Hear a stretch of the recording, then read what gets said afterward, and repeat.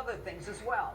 Biden's proposal to raise taxes, create an AOC-inspired green economy, schools reopening and teachers' unions, and so much more. Joining me now with the questions they would have asked, Fox News contributor Leo Terrell and Fox Nation host Tommy Lahren. All right, guys, I'm looking forward to this one myself. All right, Leo, what would you have asked?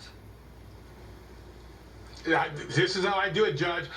President Biden, I'm Leo Terrell, Fox News correspondent for Judge Jeanine. I have a couple of questions for you. One, you play the race card on this Georgia law. Why do you keep saying Jim Crow laws exist when all Georgians are trying to do is get voters' ID? That applies to all people. Why do you constantly play the race card?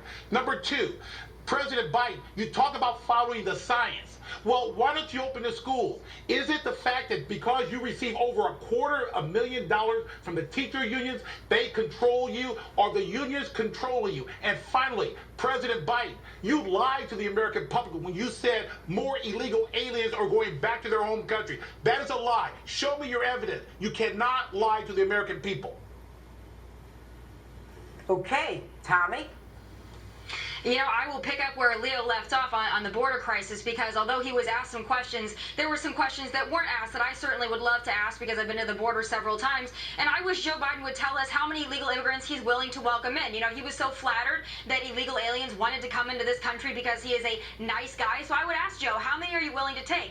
100,000 are coming a month. How many more do you want? 200,000, 300,000? We're on pace for 1 million this year. Why not make it 2 million, 3 million, 4 million? How many illegal immigrants are you willing to bring into our country and hide in the shadows? And furthermore, I would ask, how much are we spending as taxpayers to house these people, to care for these people, and what lengths do Border Patrol have to go to babysit them, and how many drugs and human traffickers and sex traffickers are coming across our border while you are paying attention to having Border Patrol pay attention to these unaccompanied minors that are surging across our border in record numbers? But also, I would ask him about the Keystone Pipeline that he canceled, because we were supposed to have a replacement with these so-called green new jobs. You know, as a South Dakotan, as someone who traveled to Phillips, South Dakota just a couple of weeks ago, I know the folks there are really wondering when those green jobs are coming, because as of yet, they haven't really gotten many answers on that. So, Joe, they're wondering where their jobs are.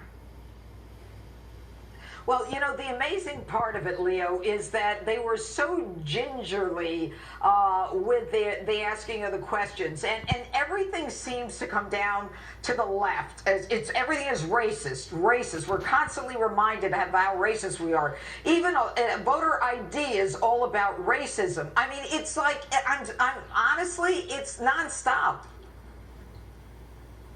You're absolutely right. Everything is race card. Race card because they divide us in this country with the race card. No facts, just racist. Every American knows that asking for a voter ID applies to all people regardless of race or color. But you're right. Those questions asked by the left-wing media, and not one single question from Fox, they were lollipop, they were ice cream. Donald Trump took a beating by that left-wing media, and he answered every question. But Joe Biden, with his cue cards, was handed a softball, Democratic, basically press conference.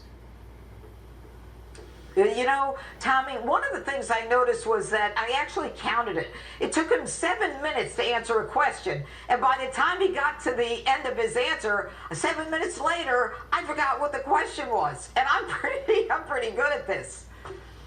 Well, I think he probably forgot what the question was too, but when you're looking at notes and you're looking on the reporters that you're going to call to, and you have to look at your notes for the talking points, and you're the President of the United States, not only is that sad, it makes the United States of America look incredibly weak, but I'm not surprised. It was about a 62-minute press conference. He answered about 10 questions, and he stalled in between. He lost his train of thought several times. He was half lucid throughout the entire press conference.